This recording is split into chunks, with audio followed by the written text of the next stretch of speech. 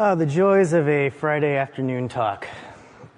My voice is shot already, and you all should be on your way to catch an airplane, and we're all a little bit hungover. So let's get started, and then they can tear this place down.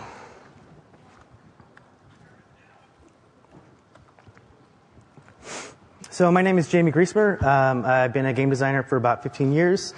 I originally started at Bungie, which was acquired by Microsoft. Left Bungie, went to Sucker Punch. That was almost immediately acquired by Sony. So I'm a good luck charm if you're looking to be bought by a large console maker. I worked on a bunch of games, all of which involve colons. And my talks are very fast. It's sort of like drinking from a fire hose. So if I'm making a point that isn't relevant to your game, just wait 10 seconds and I'll get on to the next one. Hopefully a couple of them will matter to you. So 2 years ago, I did a talk that was inspired by this painting. It's a Sunday afternoon on the island of Le Grand Jatte. And it's an example of pointillism, which means it has tons of tiny little dots that make up an enormous, like 30-foot tall painting. And the idea was that I would examine one tiny little detail about the Halo games and spend an hour talking about it and get really, really into all the way into that one decision. So I picked the sniper rifle reload. And then over the course of developing the talk, it really became about balance and how a game designer can balance a game so that once it's out in the wild, they don't have to touch it anymore and it can just continue to have a life of its own and the community can continue to play it.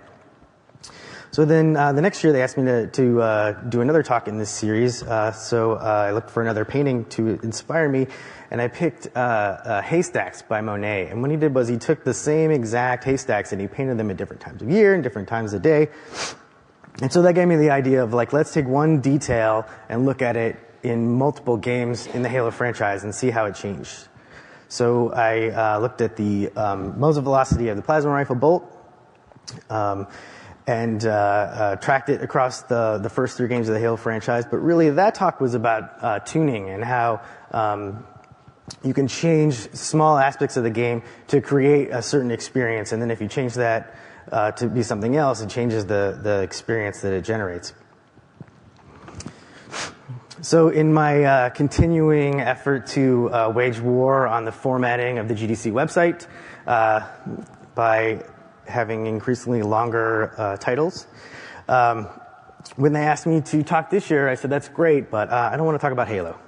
You guys are sick of hearing about Halo. I'm sick of talking about Halo. So I had to come up with something else to talk about this year. And again, I turned to art for inspiration. This is actually my favorite painting. It's the Annunciation by El Greco. It's actually really, really tall, so if you're standing in front of it, it looks more like this. And it's about the angel Gabriel coming to Mary and telling her that she's going to conceive a son and that his name's going to be Jesus, and you guys maybe know that story. And what's really interesting about this painting is the faces and the detail and the colors. But what's more interesting about this painting is it's not the first painting called the Annunciation.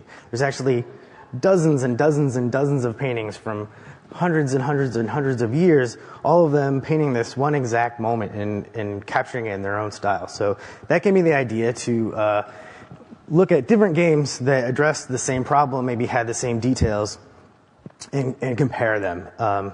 So this year, we're not talking about my games, we're talking about your games. I'm sort of infamous for a blog post that I wrote where I gave Uncharted 2 a 7.5, and then I gave Jumper, a game that none of you have played, also a 7.5. And really the point is that you, as a game designer, you should be playing really good games and looking for the flaws and looking for the problems. And you should also be playing not so good games and trying to draw out the promise and train yourself to find the gem in the rough. So that means if I'm criticizing a game, that means I think it's a good game. So I hope I'm not burning too many bridges in this talk by criticizing a bunch of games from a bunch of very talented developers and designers. Keep in mind that I'm speculating. I didn't work on these games. That actually made it a lot harder to kind of draw out some of the details. So I'm doing a lot of guessing, and if I guess wrong about your game, don't be insulted. If I guess right about your game, just don't tell anybody, they won't know. So welcome into the actual talk, which was so long they couldn't even fit it on the placard outside. But before we get started, let me talk a little bit about details and why I think they're so important. If you change just 5% of your DNA, you go from being a human to being a chimpanzee. If you're leaving England for the New World, you get a couple degrees off course, you end up in Massachusetts and not where you wanted to be in Virginia. So small details, especially early on, can have an impact down the road. We work in a fairly mature industry now. There's lots and lots of professionals out there on great teams. They're working in established genres. And what that means is that a lot of times a really good game and a not so good game have a lot in common. There's very little difference between Halo and Haze, for instance. But there is not quite as similar an outcome when it comes to Metacritic scores or profit. And details are the things that make the difference between success and not so much success. It's important to get the details right. Another example of how details are powerful is Angry Birds. So Rovio made like 50 games before they got to Angry Birds, and that allowed them to really nail the details of working on the iOS platform. It's got great controls for a touch screen. The time investment is quick enough that you can finish a level in the bathroom. The reward system is super gratifying, and they actually even arrived on the scene just with this perfect timing, and they're definitely reaping the rewards. On the other hand, a game that just recently came out, Uncharted 3, but again, Naughty Dog is like the peak of the industry, right? But they missed a couple little minor details like the cam controls. I feel like the animation cycles got a little bit longer, so you feel like you're a little bit less in control. Sometimes the jumps can actually take you farther in Uncharted 3, so it's a little bit harder to wind your way through the environment.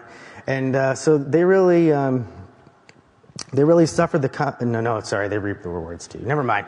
They got every other detail right. They're fine. The difficulty comes in the fact that details are so subtle. So who here thinks Limbo had like fantastic art direction? Okay. I'm gonna argue you're wrong. What they had was great design direction. The fact that everything is in profile is what makes the game work at all. I mean, is that a bear trap or is that some grass? If you could see it and it was just rendered, it wouldn't be much of a puzzle. Is that a spider coming over to get me, or is that just some branches in the background? Without the uncertainty caused by this detail of the rendering, the game wouldn't even be possible. And the best part about details is they tend to be portable. So Darksiders is well known for liberally porting details maybe to their engines, so like the hook shot or the boomerang or the portal gun. But because they did such a great job of capturing only the important details and changing everything else, instead of feeling like copycat design, it really feels like a greatest hits game where you get to go through all the best game design details of the last decade.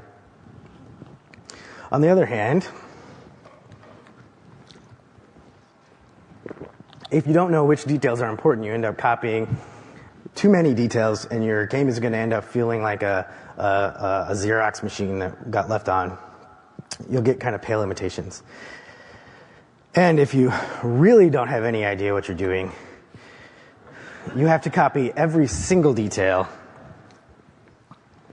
and you get caught. And that's a bridge that I'm happy to burn. So, the most important thing about details when it comes to being a designer is that they're manageable. There are thousands and thousands of decisions that go into making a game, and there's no way that a game designer can keep a handle on all of them. So if you remember Ratatouille, the little chef, the rat, couldn't cook in an oversized kitchen, right? But he could grab his friend's hair and used that to control him, and ended up making great dishes. So in this metaphor, designers are rats. Usually the players are the rats, but in this metaphor, the designer is the rat, and the game is the larger context, and the hair is the details, I suppose. So that leads me to the real kind of theme of this talk, which is that before you can balance and before you can tune the details that will make your game successful, you have to identify them. And so what I've done is kind of gone through my design process and tried to hook up the details that I found in playing all these games to different aspects to try to give us a little bit of structure. Eric Zimmerman did a talk yesterday where he said we shouldn't instrumentalize our game design, and so I want to make this clear. This is my design process. I'm not saying this has to be everybody's process. The first step is to get a concept, and concepts are by definition undetailed, right? They're notions. They're this, like, here's kind of what I want the player to experience, but it's always vague at the beginning, so I'm not going to go into any details about concept details. So the first area that we're going to explore is constraints. If you're familiar with like the MDA concept of design, they would call this mechanics, but for me, instead of thinking of it as something that you're building and then when it's broken you have to fix it, I like to think of it as constraining the player, and then when something's broken I just constrain them a little bit further.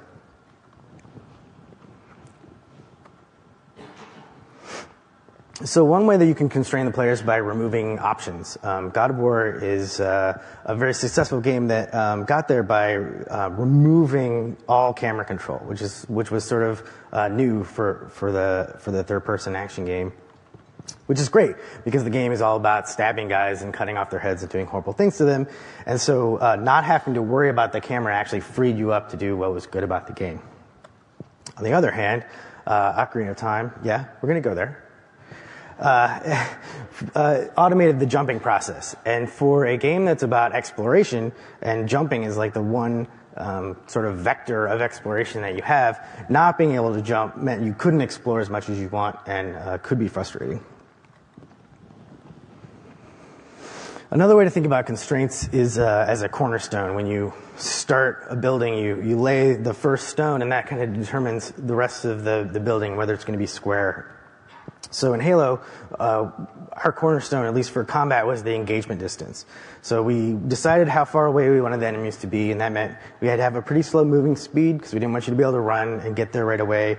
We had to have a pretty narrow field of view, because we wanted enemies to be large at that engagement distance. That determined how accurate our weapons could be. That determined how many enemies we needed to have you fight at one time. It even determined the AI firing parameters, because once the AI starts firing at you, you stop and you start firing back, and that is where the engagement distance comes from. So in Halo, the engagement distance really determined the environment scale. But if you look at a game like Red Dead, they were clearly trying to create a vast, huge environment, right? So their movement speed had to be relatively fast, because you had to cross very big spaces. And their field of view had to be very broad, because they wanted you to be able to see as much of the environment as possible. And that meant their weapons had to be really accurate, and that their enemies were spread over a very large space. And it also meant that the AI had to fire pretty repeatedly, because that was one of the only ways that you could find them, by the giant flash from their gun. And so they achieved the environment scale, but because they determined that detail first, then their engagement range, in my opinion, suffered. But this isn't intended to be a criticism of their priority. Just explain how know your priority, and then know that that's going to affect the final game. One way to think about this is solving for gameplay. So computer role-playing games have this advantage where they're using computers. They can do really, really big numbers, and so they tend to equate having a higher level with doing more damage. And the problem is that this leads to this exponential curve, where if you're doubling the damage every time you go up a level, at some point you're going to, just a few levels after you go through content, going back to it's going to be completely trivial. On the other hand, Dungeons & Dragons is dealing with dice, and they're dealing with pen and paper, so they can't use huge numbers. So they developed this system called THACO, which means to hit armor class 0. And basically what it comes down to, if you're not familiar with Dungeons & Dragons, is you can only hit enemies that are within a couple levels of you. So that means that their damage is actually a much flatter curve, and when you go back to lower level content, it still can be engaging because it's in large numbers, even low level monsters can be a threat to you. Another way of looking at this is sort of as a giant equation that you're balancing. So if you're doing a combat game, maybe your programmers are going to give you the kind of obvious parameters of like damage per shot, and then you're going to say, okay, well, the damage per shot times the shots per second is the damage per second, and then you're going to take the enemy health, you're going to divide it by the damage per second, and that's going to give you the time to kill. But really, the player doesn't know about any of those kind of hidden parameters. They know about time to kill. So you should be thinking about it as, I want this enemy to take this certain amount of time to kill, and that means if I want to have a gun that has this many shots per second, and that's usually determined by either the feel or the cadence or the fiction, then I'm just going to multiply it times this sort of unusual parameter of shots to kill. And the shots to kill can be derived in any way that you want, but the important part is that you're setting the non-abstract values that the player is going to really directly experience first, and then deriving the rest rather than the other way around. A lot of times games are in crunch at the end, and designers are making decisions really fast and sort of making compromises based on the tech. And so what'll happen sometimes is you'll have a genre with a really strong constraint that every game follows, but there's really no reason for it to follow. So one of the innovations of StarCraft was it took what everybody had done before, which was symmetrical factions. I mean, Warcraft, it said it was orcs versus humans, but really it's like orcs versus pink orcs. And it blew that up, and it came up with these asymmetrical factions, which were much more difficult to balance. But it also means that going forward, you can play the game for a lot longer because it's not going to kind of settle into a static state. Myth is another example where resource management was just bound up in the RTS genre until we realized that we don't have to have that part. Instead of dividing your attention between combat and economy, what if we just had the cool combat part and we just threw out the economy? And that led to a game that had a lot more immediacy and felt a lot more like a battle simulator rather than a strategy game.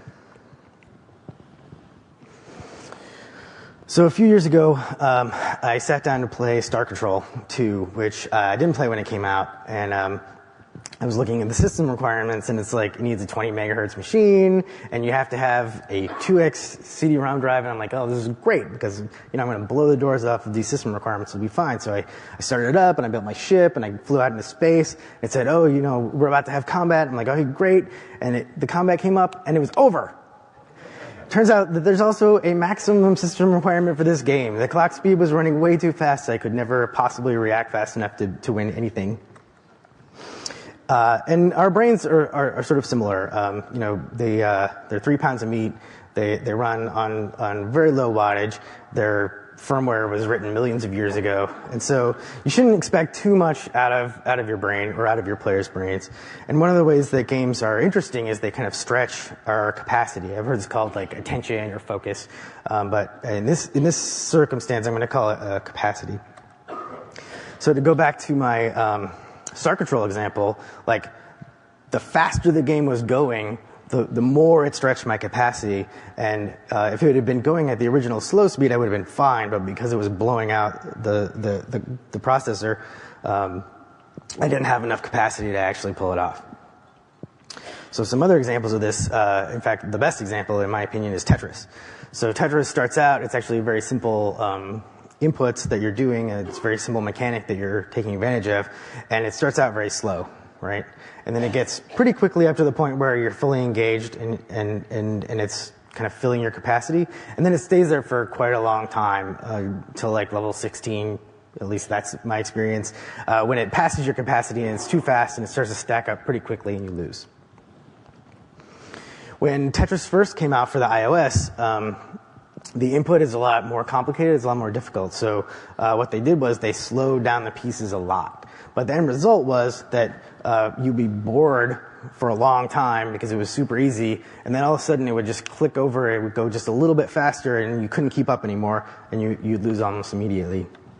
So they re-released Tetris recently, and I strongly suggest you pick it up if you love Tetris. What they did was they removed all the inputs. All you're doing now is you're selecting from one of the, in this case, 5 places where you want it to go. The answer is 5, in case you don't know how to play Tetris. And by reducing the complexity, they actually increase the speed at which things can happen. And this version feels more like the Game Boy Tetris than the original one that they tried to do. Which shows that it's not just speed that is gating your capacity, it's also complexity, right? And this isn't just input complexity, this is like complexity of the concepts that you're dealing with, or the mechanical complexity of having to do the inputs on a controller, or even the information complexity, like how much is the game throwing at you that you have to process. When I was a kid, these 2 arcade games came out in 1982, which meant by the time I was old enough to play them, they were old, but that also meant that nobody was at the machines, and I actually got to get up there. The first was Xevious. It had very simple screen layout. It's a 2D shoot 'em up, simple graphics, so it was really easy to tell where your ship was, really easy to tell where the enemy bullets were coming from, and so it was fairly fast, and it was a lot of fun.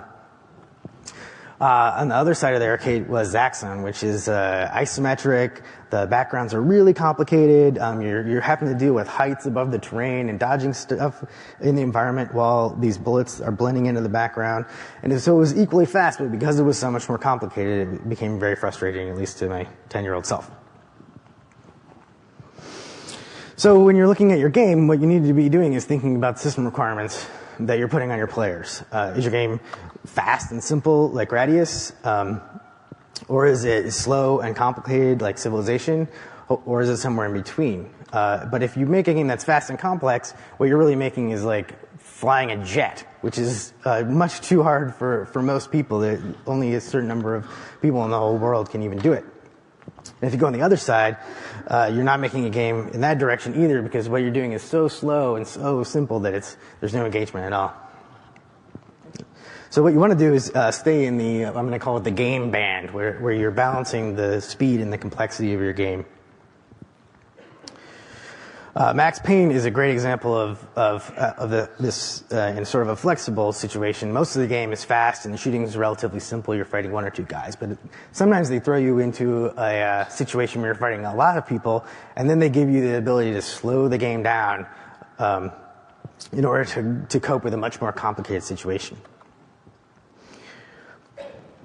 Horde mode, not only in Gears, but I think this applies to virtually every survivor mode.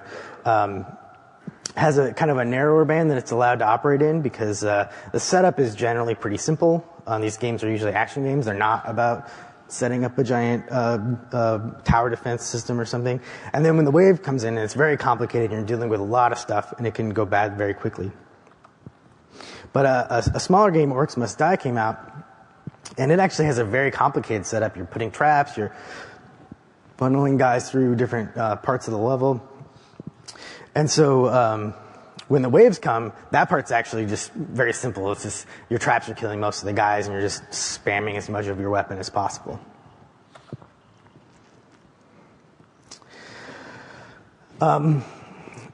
System requirements come in different types, right? Like there was the processor speed, and then there was the CD drive speed in the earlier example.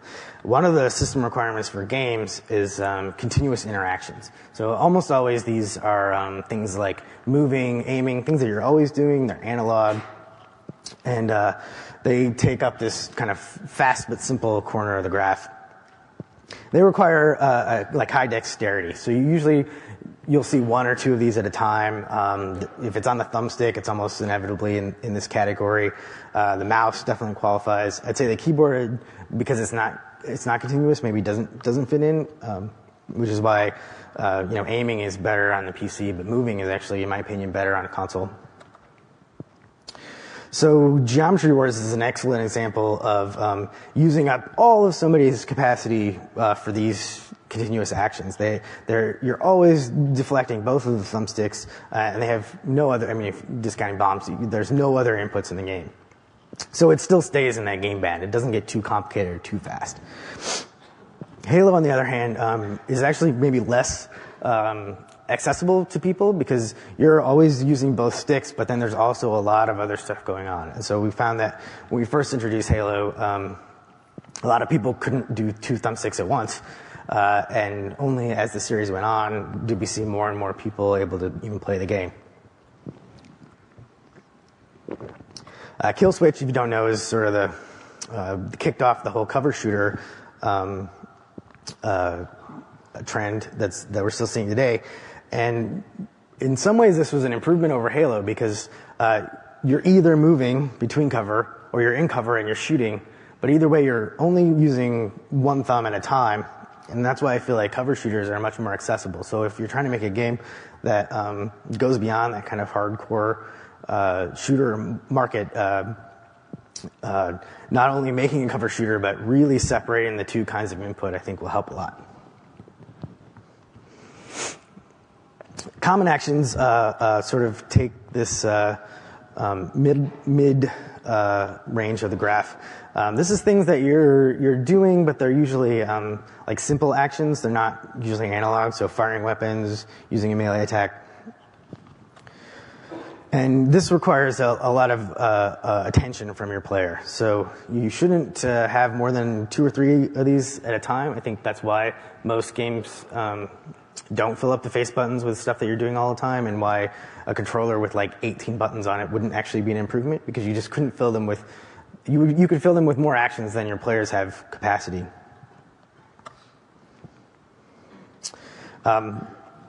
Infamous 2 sort of is infamous for having a lot of things that you can do all on the controller at one time. So actually hitting L1 and going into aim mode took the whole mapping of actions that you could do and remapped it to something else. And while this allowed for a lot of freedom and a lot of expression, it also inhibited players when they're playing the game because they were constantly switching modes.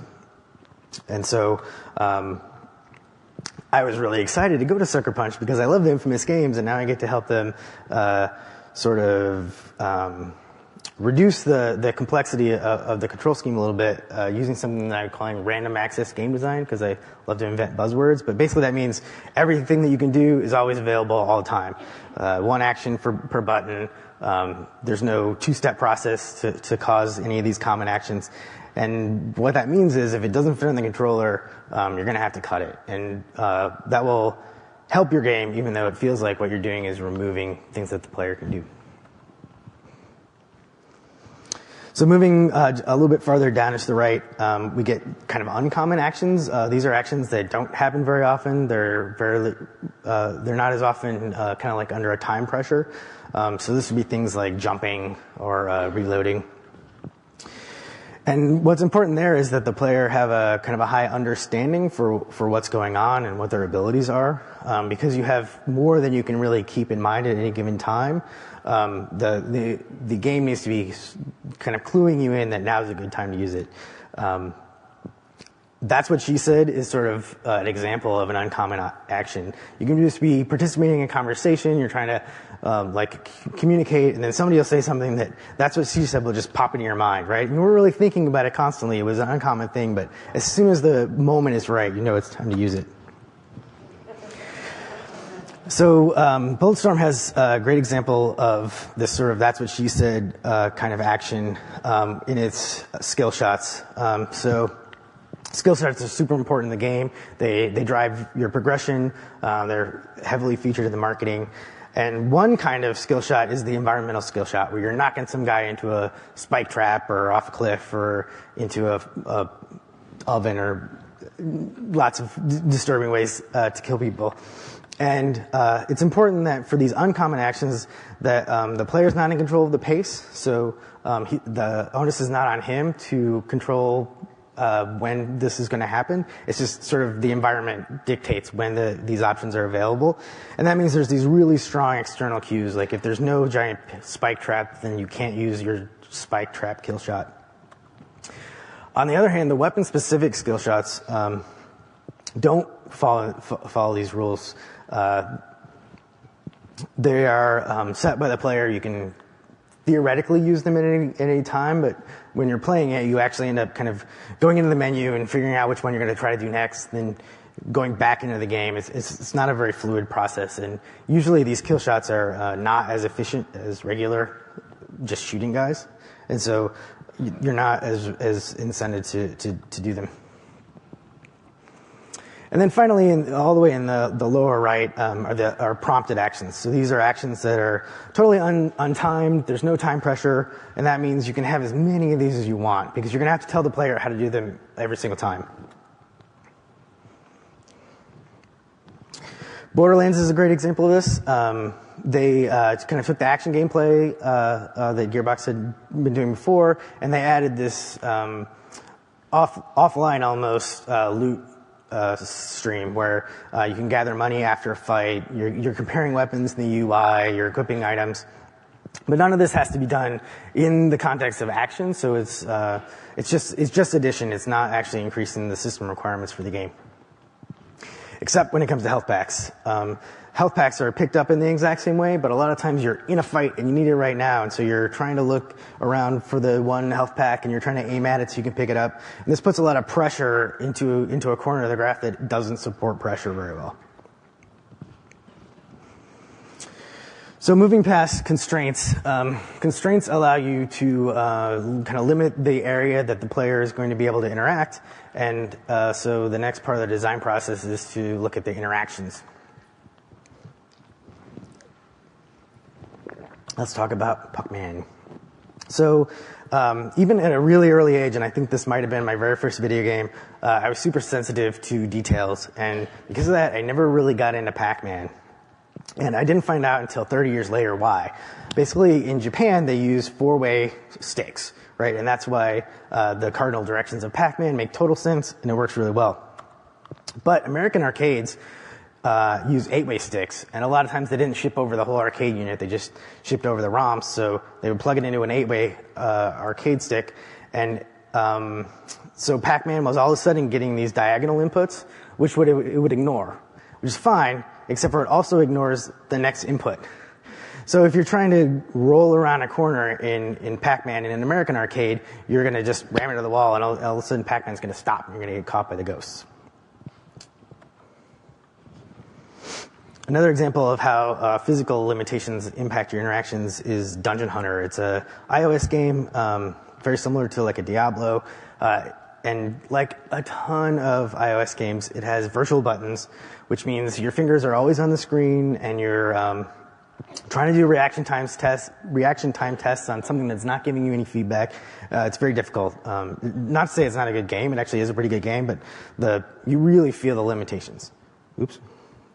Whereas Infinity Blade uses gestures, which is what the device was meant for. It has pretty infrequent input compared to the length of a fight, so most of the time you're looking at the fantastic graphics. And even though it's a game about timing, it's not reaction time tests. You can see every blow being telegraphed. It's more about timing your block or dodge to the animation and not reacting to what's on the screen. And these guys did an excellent job of porting the details of Punch-Out as well. Responsiveness is a big part of interactions, doing something and then having something happen. Gunstringer is got a ton of personality, and you're basically moving a crosshair with your hand in front of the Kinect. But it's heavily smooth because they didn't want a lot of jittering on the crosshair, and so what that means is that you're experiencing about 100 milliseconds of delay between moving your hand and seeing what's happening on the screen. And your brain actually will take events that are less than 100 milliseconds apart and merge them into one event. That's why like sound sync in a movie works, even though it's not exact. But on the other hand, if it's more than 100 milliseconds, you're going to perceive it as two different things. And so if it's intended to be one thing, it's going to be very disorienting. Fruit Ninja, on the other hand, kind of smooths the spline in real time when you're swinging your hand across the screen, and there's no delay. And so it feels a lot more one-to-one. responsiveness is a huge part of any shooter game. Halo 3 clocked in at about 100 milliseconds, which was a little over 3 frames at 30 frames per second, which is, again, right at that line for things feeling simultaneous. Killzone 2, on the other hand, because of how they were doing their rendering, had up to 150 milliseconds of kind of delay before your input was recognized, and that turned off a lot of like professional gamers who were sensitive enough to need that instant responsiveness. And right now, the current king of this is the Call of Duty guys. They run at 60, and they have they're approaching kind of the theoretical minimum for how much responsiveness delay you're going to have.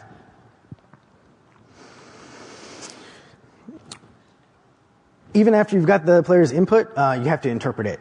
And when we were making Halo, Time Splitters was a game we were playing a lot, and they were practicing auto aim, which meant your bullets are coming out of the gun and kind of getting aimed toward enemies. And because of that, there were all kinds of frustrations where you were trying to do one thing and you couldn't, like, your gun would actually be behind a wall even though your crosshair wasn't, so you'd be shooting the wall and not realize it. Or you'd be trying to turn, and because they didn't want you to turn too fast, you just couldn't get around, and some guy was shooting you in the back. So for Halo, we went more in an interpretive direction with aim assist, where we're trying to figure out what the player's doing instead of what they're saying they're doing. And that means that in Halo, you shoot from the crosshair, not from the gun. You can stick the gun in a bush, and your bullets will come right out of the center of the camera. Pegging the stick actually makes you turn faster, like continue to accelerate, because essentially what you're telling us is, man, I wish this stick went really far. And then when you stop giving us input over an enemy, it actually slows down on them right away, much faster than if you slow down just over an object that you're not probably intending to shoot at. Sly Cooper does a super good job of this as well. When you jump in Sly, it's mostly vertical, so if you do something you didn't intend, you can probably get back to where you were. It steers you the entire time toward where you're going to land, and that allows you to really stick the landing in a lot of cases. Whereas Prince of Persia does more of a jump prediction thing, where they're trying to figure out where you're jumping to at the moment that you jump, and it's mostly horizontal jump. So if you tell it to jump and it can't find a place for you to go, it's just going to throw you out into space, which is fine because then you can rewind it. But a lot of times it felt like you weren't in control of what the prince was doing. I'll just skip that slide. Another way that interactions kind of are flavored and one detail can affect the entire game, you can see in Resident Evil, where they're trying to get you to aim under pressure. They're trying to have scarce resources, but what that ended up being in their game with the details they picked was you just can't move while you're shooting, which is high pressure, but also feels like you're limited.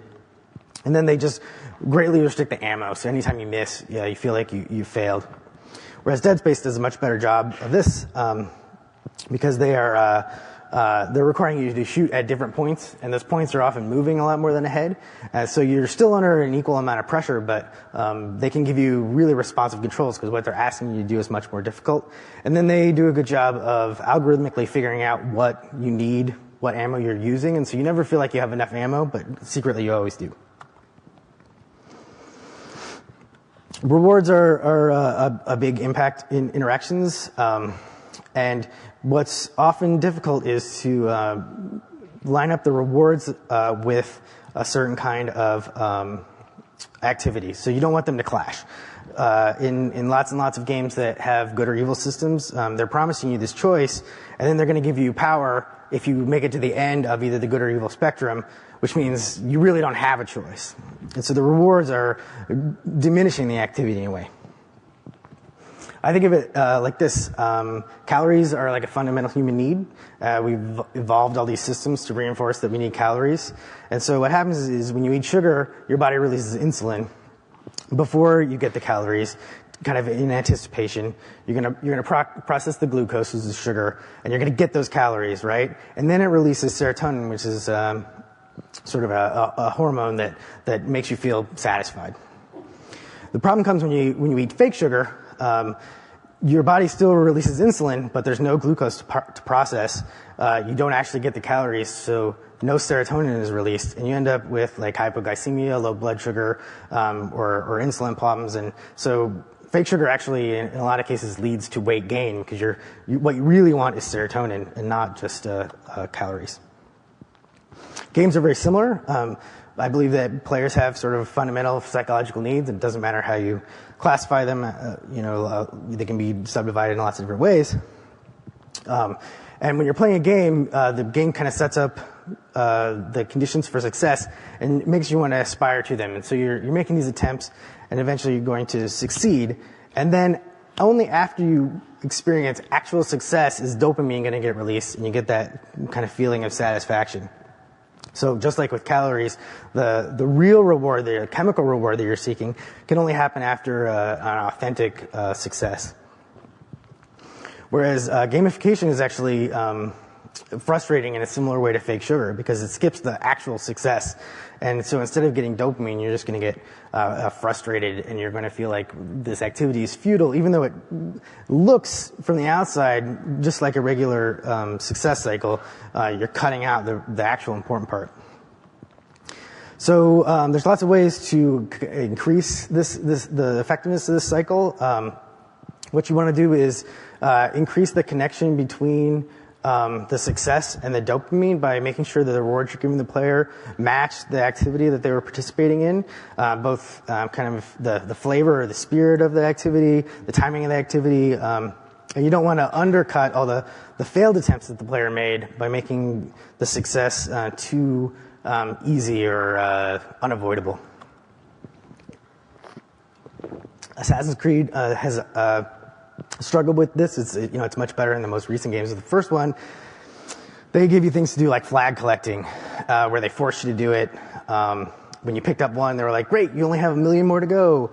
And they didn't really even tell you what the reward was going to be. And from the outside, that looks like a reward loop, but because the activity doesn't match the reward in any way, it's not very effective at getting players to keep playing.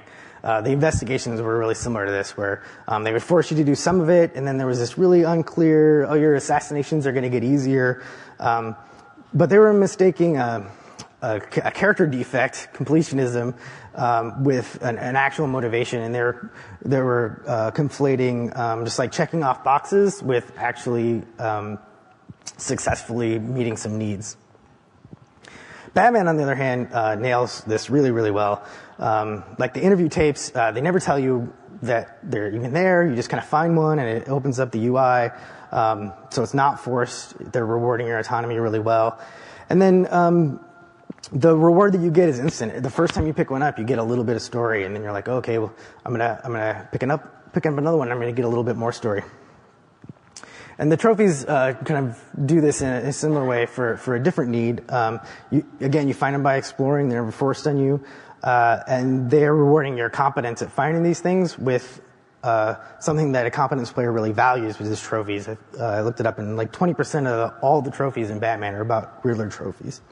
And then also the Riddler gives you a voicemail or something where he's really pissed, and that is something that a competence player really is attracted to. Another way you can increase the power of this cycle is by just amplifying the amount of dopamine that the player gets. If you want a good lesson in this, you should just go to Las Vegas, because those guys are dopamine masters. Game Center, which is Apple's sort of platform achievement system, is terrible at this. The notifications that you got an achievement are delayed by seemingly arbitrary ways. The skin is like this antique billiard table, which just does not match at all the feeling that you're getting from inside of the game. There's no celebration or sort of pomp to the awards at all.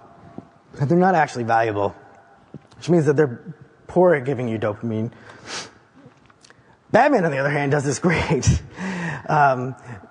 the rewards are always given right at the moment where you realize that you were successful. It's not given at the moment that you're actually successful. It actually delays it a little bit so you get this chance to anticipate and go, oh yeah, I know what's coming. Then there's bats everywhere and the music swells. And then, like in the case of the combo meter, they actually like count out every single point and this meter goes up and it takes a long time. And then what they're giving you is actually valuable. You can actually use those points to purchase something. And so you attach more meaning to them, and so that makes it great for dopamine. And then the final way to strengthen this reward cycle is to reward an activity with more of that activity. And this is probably the most important thing I ever learned at GDC. It was after a talk I gave. I was talking to Scott Rigby, who's a psychologist, he's a researcher, and he also does like consulting for different game companies. I said, what is the best reward for when somebody does something? And he said exactly this: reward an activity with more of that activity. So the best example in my mind of this is the original World of Warcraft. There's all kinds of things you can do in the game: leveling, gathering resources, raiding, playing PvP, and all of those lead to more of the same thing. So as you level, they give you more levels. When you're crafting, that allows you to craft new things. When you're PvPing, that gives you items that are specifically geared to PvP.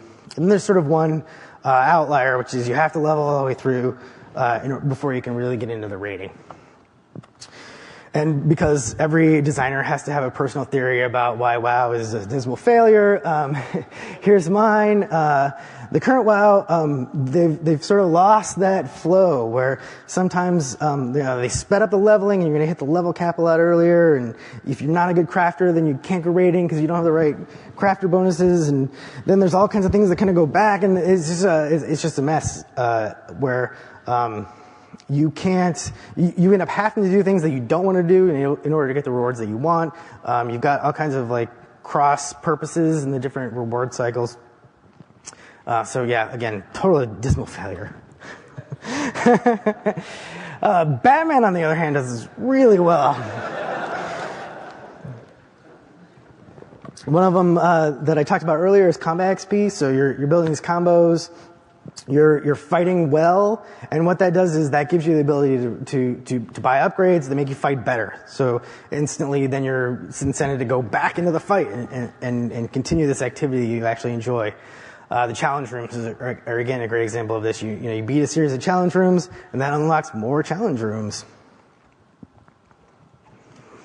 So the next step in the design process, or at least my design process, beyond interactions, is something that I'm calling harmonics. And this is still something that I'm kind of figuring out as we go. So this is going to feel a little bit more experimental than some of the other sections. So you start with a concept like a 2D platformer, right? Mario Brothers. Your guys run to the right. Sometimes you have to kill enemies. Sometimes you have to jump pits, and then ultimately you're gonna fight a boss at the end. And there's lots of different games that fall into that sort of same rough concept, but then they do the details different. And I'll explore a little bit how I think that affects the ultimate game. So the constraints in Mario, you always have to go to the right. You can jump, you can stomp on guys, and then you're going to get mushrooms that will make you big, which is essentially like 1 hit point. And what that leads to is sort of one frequency of challenge where you run to the right and then you'll jump a pit, and then you run to the right and then you'll jump a pit, or you'll stomp on an enemy, or you'll jump another pit. And then the health sort of system leads to just 2 levels, right? You're small, you're big, you're small, you're big, you fall in a pit, you're dead. Sonic the Hedgehog, on the other hand, it's still go right, but instead of jumping and stomping on guys, you actually just jump into guys. So that helps them maintain this sense of momentum and forward progress. And then you collect rings, and much like being big in Mario, it's kind of a life insurance policy. So if you get hit, you're going to lose all your rings, but you're not going to die. So the cycle is a little bit less interesting at first, because instead of jump over a pit or stomp on an enemy, you jump over a pit and jump into an enemy. So it's a little bit more of a simple action. And then the health system, basically, as soon as you get hit, all of a sudden you're switching modes, you're scrambling to collect rings, but it's really easy to pick up a ring after you get hit. And so you don't actually spend very much time in that collecting ring mentality. You almost always just have rings. Mega Man, on the other hand, adds a lot more constraints that make their frequencies and harmonics a little bit more interesting. So you're not always going right. Sometimes you're going up. Sometimes you're going down. Mega Man has hit points, and the enemies have hit points, right? So instead of a single moment of interaction, sometimes you're taking damage, sometimes they're taking damage. You get these small little oscillations. And then because you have a health bar, it'll start out full, and it'll slowly go down until you finish a level or get a power-up, it'll go back up. Same thing happens with ammo. So what's interesting about harmonics is that the same constraints in a different circumstance can produce just drastically different harmonics. And for a platformer, that change of keys, if you will, is a boss fight. So in Mario, basically the harmonics just flatten, right? If you're big, you run right through Bowser and you win. And if you're small, you're going to get stomped by Bowser. And maybe you can make it through, but it's mostly luck. So the constraints of Mario actually don't hold up in the boss fight conditions.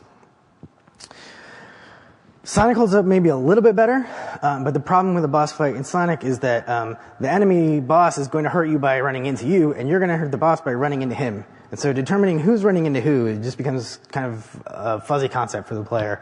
And also, you're going to jump into a boss, and whereas normal enemies would just die instantly, the boss is not going to die instantly. So all of a sudden, you're going to be standing in the boss, and maybe he's just going to hit you before you can get out of him. And then the ring concept breaks down pretty heavily in a boss fight because you basically have infinite life as long as you have one ring and you can always grab it before you get hit again. Mega Man, on the other hand, with a little bit more complexity in their constraints, their system blossoms when you get to a boss. So the health bars set up a longer fight between you and a boss, and the fact that you can have different ammo types set up this whole kind of matrix of what weapon you're going to use against who. So some other things that control harmonics are pace setters. Not on purpose. Both of the talks I've given before were about pace setters. So increasing the time between shots for the sniper rifle will slow down the harmonics, and decreasing the rate of velocity of the plasma bolt actually makes the fight shorter. So sort of before I had really landed on this concept of harmonics, it was already really heavy in my mind. But another thing that probably has more influence on harmonics is things that reset the cycle. So like the end of a turn in Magic, all of your cards on tap, everything's reset, and it's something that the player controls. So it becomes a game mechanic in and of itself. Whereas dying in BioShock is not under the player's control, and because you respawn in the Vita chamber with all your health, but not the ammo that you expended, you get these weird kind of out of syncs between the amount of health that you have and the amount of ammo that you have and kind of the state of the world, and their harmonics kind of diverge. So just to take another look at kind of how harmonics work. You know what? This is the last 4 slides, and I don't think I'm going to make it. But basically, the 4 games that I've been playing the most the last year: Super Meat Boy, Legendary, Halo, Dead Space, and Dark Souls, all have extremely similar harmonics, even though the mechanics are utterly different. So I would encourage you to play all of those games with a mind toward how are these games the same. And that will give you a little bit more insight into how mechanics will create the overall feel of your game. And then I will do that. And we'll have just a very, very short time for questions.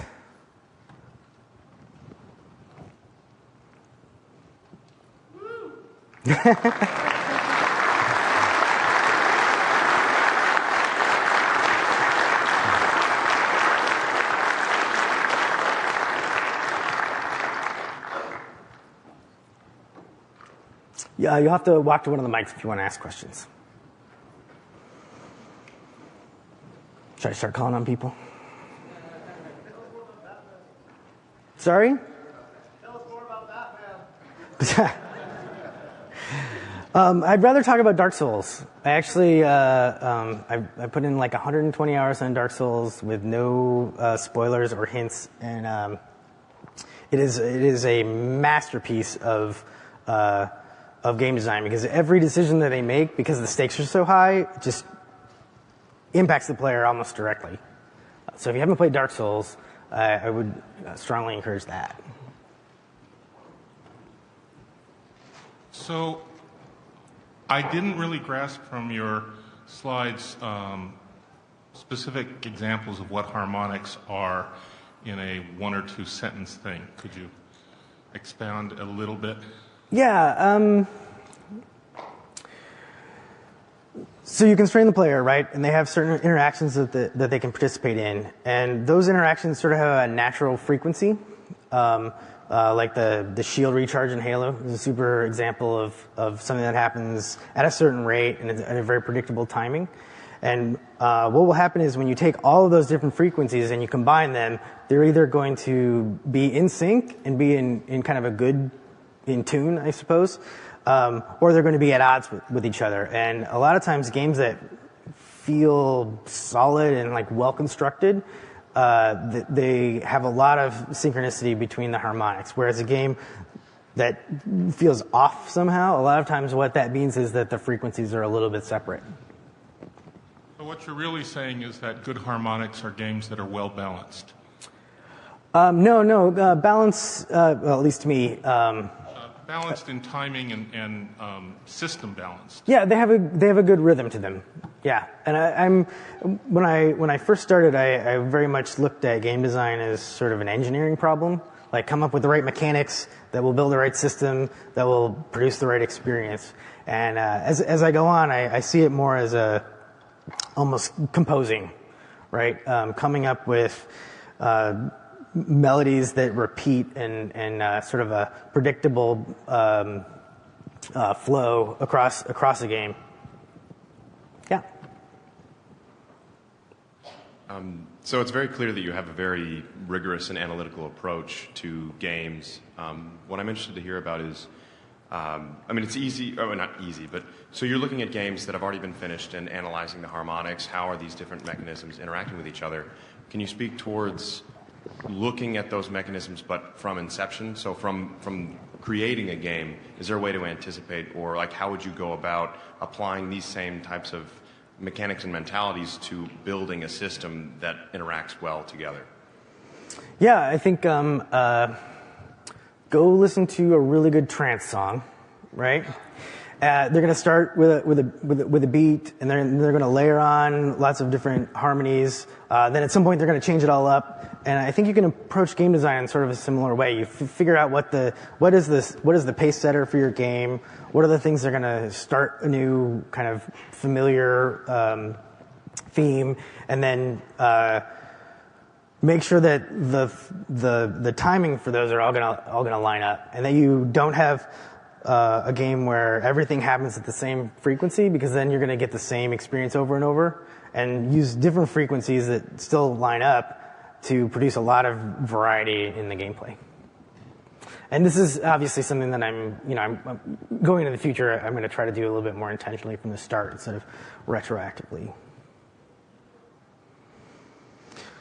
Okay, if there's no more questions, thanks for coming. Get to the airport, get on your planes, go back to all your various places. Thanks.